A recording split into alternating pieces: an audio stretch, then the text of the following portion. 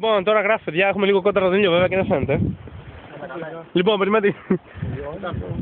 Ποιος θα φύγει πρώτος? Ποιος θα φύγει πρώτος? Πέτρα, ψαλίδι, μολύβι, χαρτί. Τραβά, ρε. Τραβάω. Τραβάς. Ναι.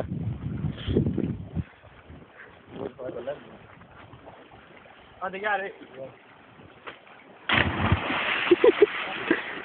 Περίμενε. Πάμε πολύ παγωμένα.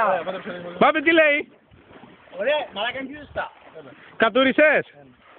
Κατούρισες? Όχι ακόμα. Ωραία, πάμε Πέτρο Ψαλίδη να δω το μάτς. Έλα, είναι πιο ζεστά, αλήθεια, ρε.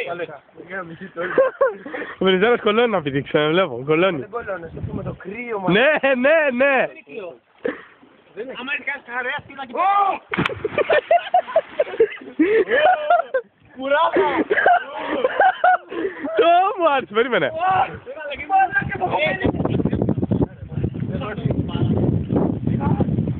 Ξύριζα. Έλα, ανεβείτε οι υπόλοιποι. Θέλεις να έρχεται το παγώσιο.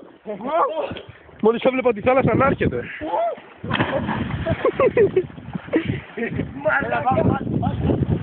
Να δω αντιδράσεις. Έλα μωρή καπότα. Πάμε και το σκηνοθέτη. Ο Χες!